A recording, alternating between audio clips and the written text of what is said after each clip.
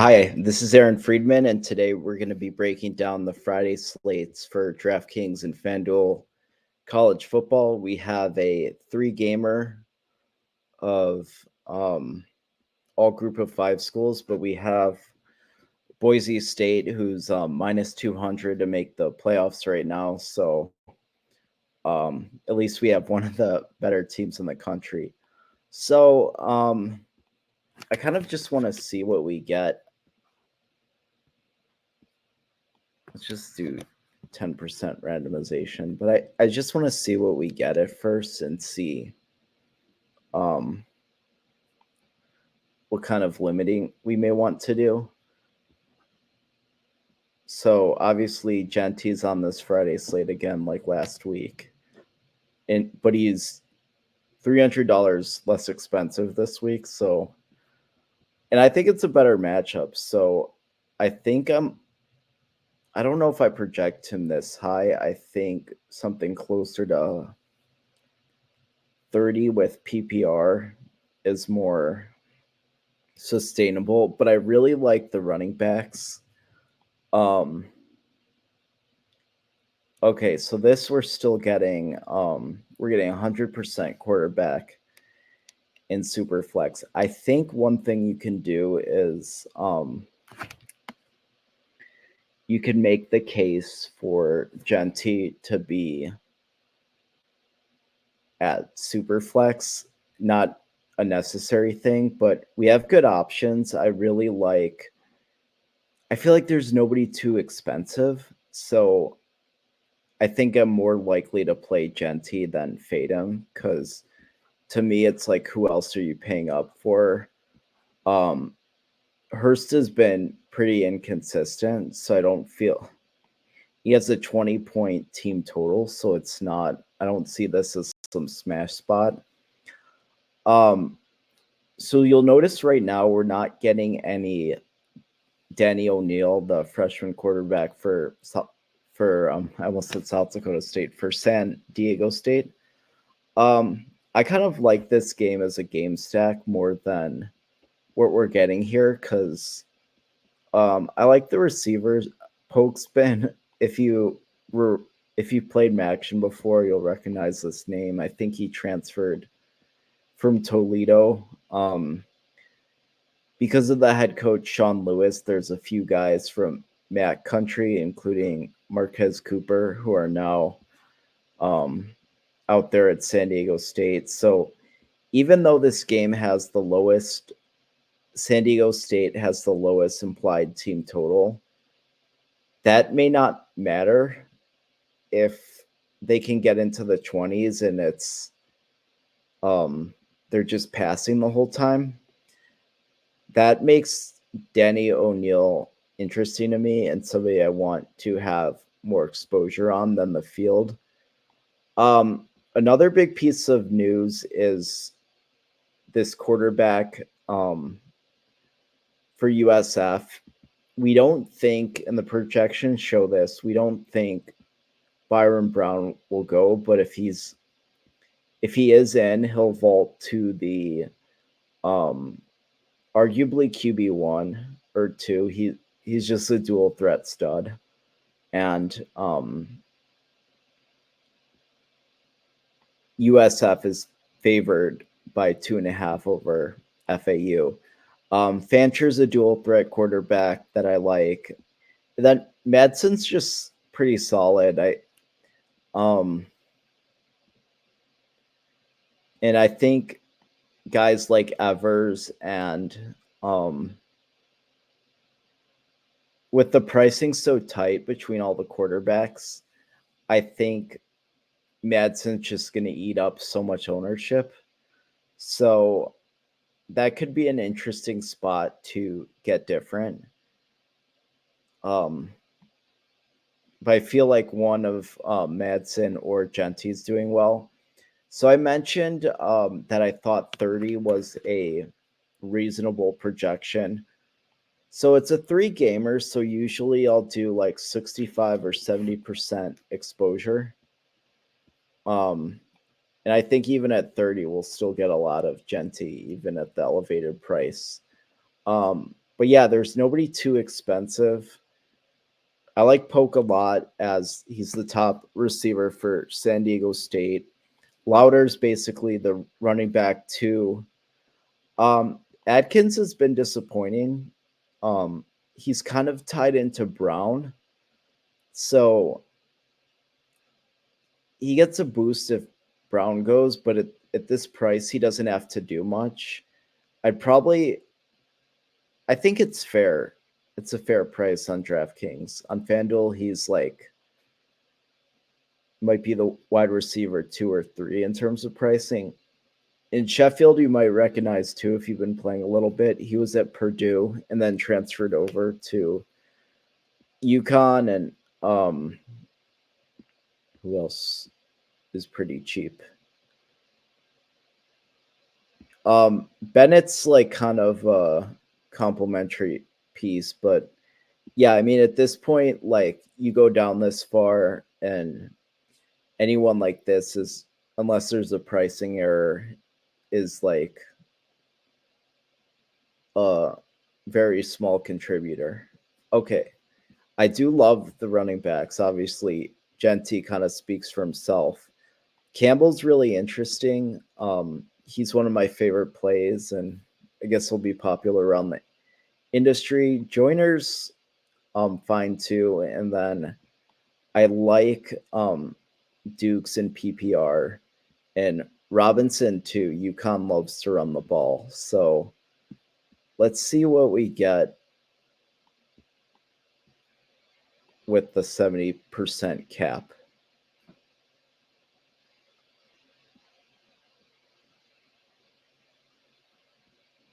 Okay, so a lot of Fancher and Madsen, fine. And then I kind of like that it's giving me some of these guys too, but still it's giving no O'Neal. So I really like this spot, and it's a way to get different. All right, so yeah, fine with. I probably would make a rule. I'll go into rules in a bit, but I don't know if I'd want 2 of these guys in the same lineup just because um UConn runs a lot, and we're still getting some Hurst, even though the projection isn't great and his price is expensive, which tells you pricing is soft. There's basically, even at 30, let's see how much we get if he wasn't. Pricing's pretty soft, I think, just because there aren't a lot of yeah, you get 100% just because there aren't a lot of marquee skill players besides Gentoo, of course. So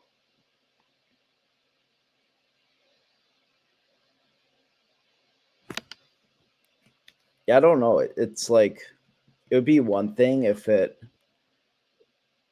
was a slate where there were better skill player options, but I think because of the construction of the slate, I'm definitely going to be playing Genty more often than not.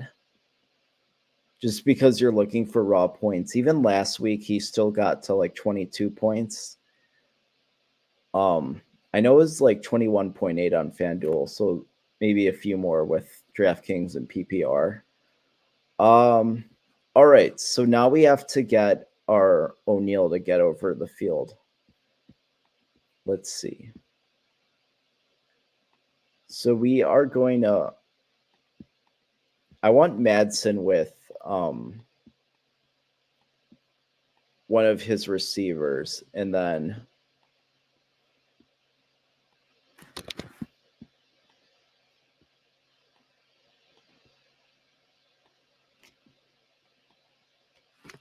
I'm gonna do what I'm gonna do is if I have O'Neal in there, I want a receiver from the opposing team, and of course a receiver from his own team. And I want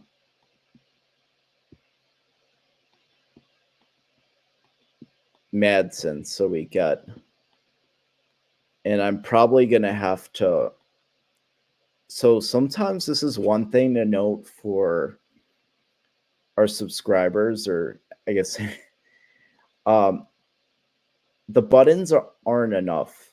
So I made him a door, and I'm probably still not gonna get. Let's see what we do get. We might only get a little. Okay, so we get 15%. So we're still probably ahead of the field.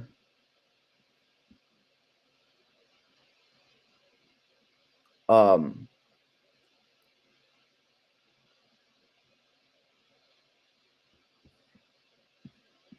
and then I have to add the Yukon rule because, like this lineup right here, if you have Bell and Sheffield and they're both doing well, then um,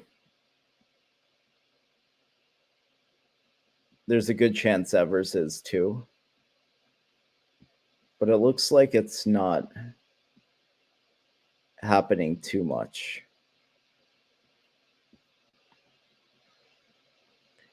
But yeah, these are the I might boost up Dukes a little too. He's been catching the heck out of the ball. So on Draftkings, I think, and even outscoring Brock.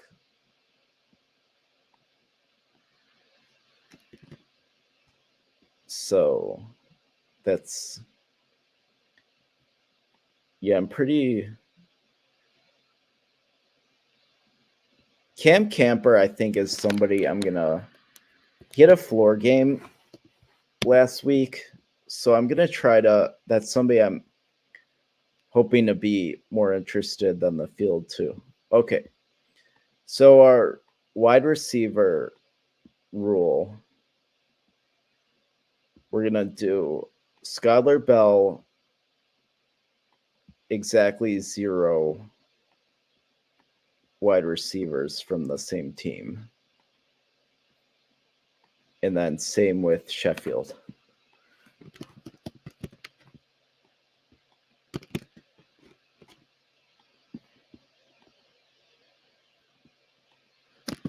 And then I probably want, if I'm getting Evers, I want one of the Yukon guys too to go with him.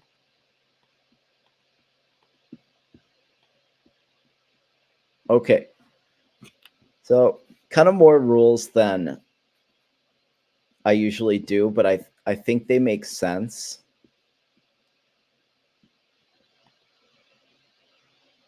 And we'll see where we're at. But I think because of the pricing, don't be afraid to leave money on the table. I bet there's some where it's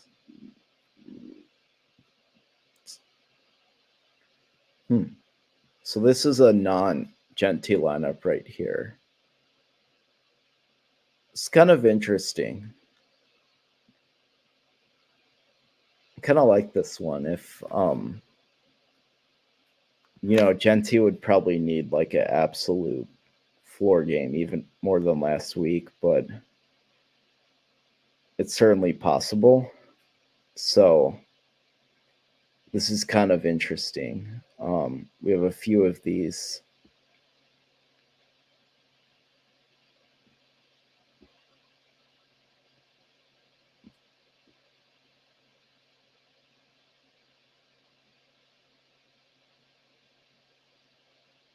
Yeah, I'd probably this one too. I'd probably isolate where I'd want.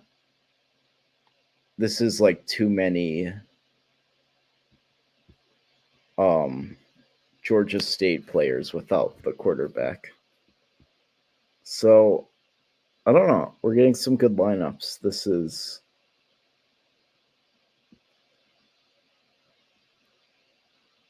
is looking good so far.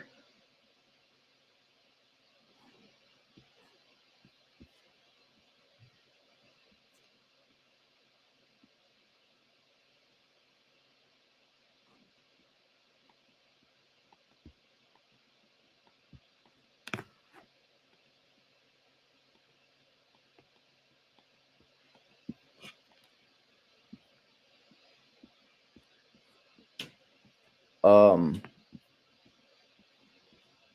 let's see our percentages.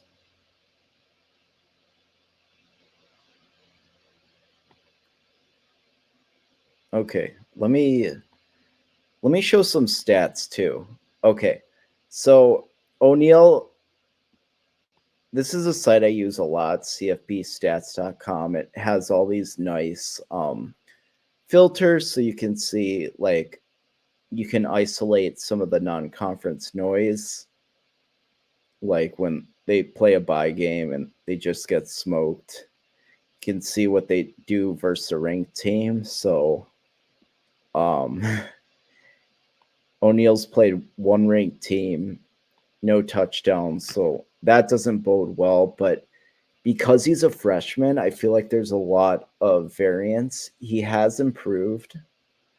So, I mean, variance is such a big name of the game in college sports because they're kids, and they're not, especially at this level, there's just a lot of variance, even more than the Power 5 schools. So let's do FanDuel.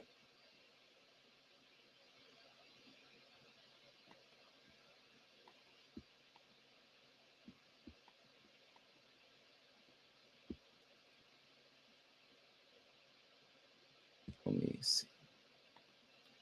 Okay, I'm sharing this tab 20. Um, we can do some randomization, and then I'll probably do the same thing. If I want Danny, then no less than one wide receiver from the same team, the opposing team. Um, so we're probably going to have to force him in. And it's the same kind of thing where even if I was playing with Genty and the projections, and even if you give him 25, which seems like conservative, you're still going to get a ton just because there aren't great options to pay for. So let's see what we get. But I mean, I kind of like the same plays on both sites. I had mentioned Atkins, he's kind of expensive, so I'm less likely to roster him unless we get like Byron Brown breaking news or something. But yeah, see, we're still getting a ton of Genty. We are getting a good amount of Evers, which fine. And then I'm gonna have to boost up. I'm gonna have to boost up our guy O'Neill to get him in. So this is a great example of sometimes you need to just force minimum exposure in, especially if you make rules, then it makes it harder. So let's make him like 17 or so.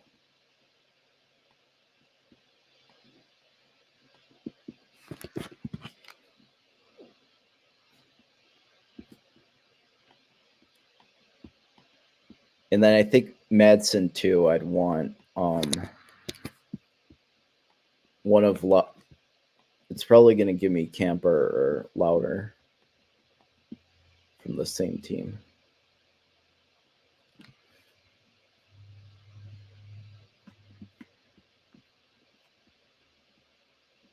But we're not getting the. It's important to look at lineups too, so we're not getting the dual Yukon things we were getting on Draftkings. So the construction looks pretty fair. Yeah, I mean, these are all players I've written up and guys I like.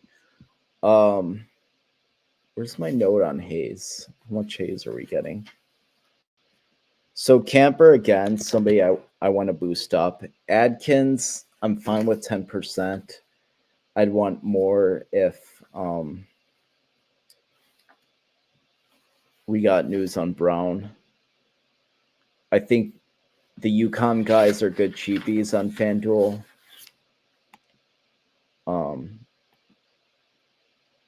And that's, I think, so let's see where we are with O'Neal.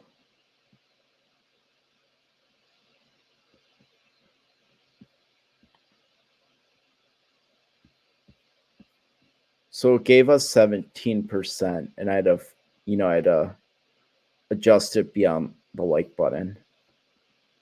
So let's see, I'm trying to find an example. Okay.